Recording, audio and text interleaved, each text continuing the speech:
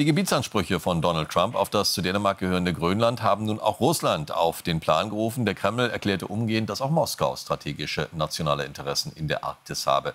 Während die Europäer mit heftiger Kritik auf die Äußerungen des künftigen US-Präsidenten reagieren, zeigen sich die Grönländer selbst eher entspannt. Sie befürchten keine militärische Eskalation. Sie hoffen gleichzeitig eher auf noch mehr Unabhängigkeit von Dänemark. Grönland in US-Hand. Um Biegen und Brechen scheint Donald Trump die dänische Insel an sich reißen zu wollen. Wenn die Dänen sie nicht verkaufen, schließt er auch einen Militäreinsatz nicht aus. Die Grönländer sind alles andere als erfreut. Ich sage nein, danke. Donald Trump ist sehr komplex, ein bisschen zu viel. Ich denke nicht, dass er unser Land kaufen wird. Wir werden unabhängig sein. Wir sind den Kolonialismus leid. Wertvolle Mineralien und seltene Erden, wichtig für die Telekommunikation. Das macht Grönland attraktiv. Bisher werden die Rohstoffe vor allem an China geliefert. Für die Amerikaner könnte Grönland also die eigene Macht stärken. Interessant sind auch Uran sowie riesige Mengen Öl und Erdgas, die hier unter der Erde liegen. Erst kürzlich forderte Grönlands Regierungschef Mute Egede, die Fesseln des Kolonialismus zu beseitigen. Gemeint ist damit die Zugehörigkeit zu Dänemark. Grönlands Unabhängigkeit ist vor der Parlamentswahl im Frühjahr eines der wichtigsten Themen. Grönland ist auf dem Weg in eine neue Ära und in ein neues Jahr, in dem Grönland im Mittelpunkt der weltweiten Aufmerksamkeit steht. Das grönländische Volk ist ein Volk, unabhängig davon, wo es lebt. Und in der Zeit, in der wir leben, müssen wir vereint sein, um uns auf eine neue Zukunft vorzubereiten, in die unser Land unterwegs ist. In Kopenhagen traf Egede auf König Frederik.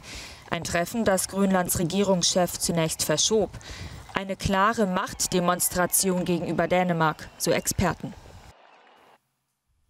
So, wir schauen damit, liebe Zuschauerinnen und Zuschauer, zu Alina Quast. Sie ist in Nuuk oder Nuuk, ich weiß es nicht mal genau. Ich musste tatsächlich erst mal lernen, dass das die Hauptstadt von Grönland ist. Jetzt weiß ich's, aber aussprechen kannst du das besser. Und wenn ich dich so sehe, Alina, ich verstehe das Problem der Amerikaner nicht. Da hängt doch hinter dir, über dir, hängt doch schon eine Amerika-Fahne. Wo ist denn das Problem?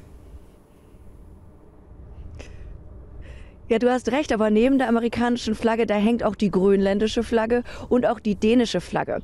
Es heißt Nuuk, also ganz einfach ausgesprochen. Ich wusste das vorher auch nicht. Für mich ist das auch was ganz Neues, hier in der Hauptstadt Grönlands einmal zu sein. Und wo ich hier genau stehe, ist nämlich vor dem arktischen Kommando. Das ist quasi ja die Hauptzentrale der Streitkräfte. Denn Grönland ist ja autonom und hat weitgehende autonome Rechte, aber die Verteidigung, die liegt in der Aufgabe der dänischen Streitkräfte und die haben auch Soldaten hier stationiert.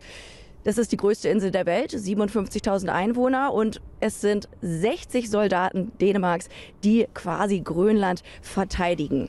Das klingt erstmal sehr wenig, aber warum die amerikanische Flagge dort auch hängt, ist die sehr enge Zusammenarbeit mit den Amerikanern. Denn auch die Amerikaner, die haben hier eine Militärbasis und zwar ganz hoch im Norden, haben da einen weiten Blick über die Arktis und das ist ja auch der Bereich, wo beispielsweise auch Russland Raketen abschießen könnte und dann durchaus auch Treffer landen könnte in Grönland.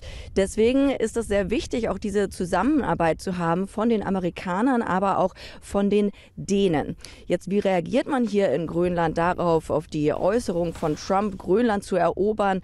Ja, und auch nicht davor zurückzuschrecken, mutmaßlich da militärische Kraft zu nutzen. Ja, wenn man sich auf der Straße umhört, wir haben es eben im Beitrag gehört, ja, viele sehen das als Unsinn an. Die nehmen das auch gar nicht ernst. Ich spüre jetzt nicht eine Angst dahinter, das nicht, sondern man sagt, ja, das kennt man ja schon von Donald Trump.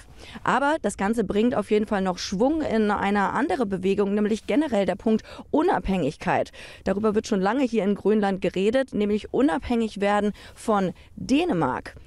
Jetzt gibt es ein anderes Land, was da seinen Anspruch erhebt, je nachdem, wie ernst man das jetzt nimmt. Aber das könnte natürlich nochmal Schwung da reinbringen. Die große Frage ist nur, kann Grönland überhaupt unabhängig sein und wirtschaften? Grönland hat sehr, sehr viel zu bieten. Der größte Teil dieser großen Insel, der ist ja bedeckt von Eis. Aber durch den Klimawandel, da schmelzen die Gletscher und auch immer mehr Rohstoffe werden frei. Also sehr, sehr viele Rohstoffe hat Grönland zu bieten. Aber das ist natürlich die große Frage. Raubt man das der Natur? Heizt womöglich damit auch den Klimawandel an? Ja, oder nutzt man das Ganze wirtschaftlich, um sich auch irgendwann unabhängig zu machen von Dänemark, aber erst recht auch von den Amerikanern? Dankeschön nach Nuuk, Alina Quast.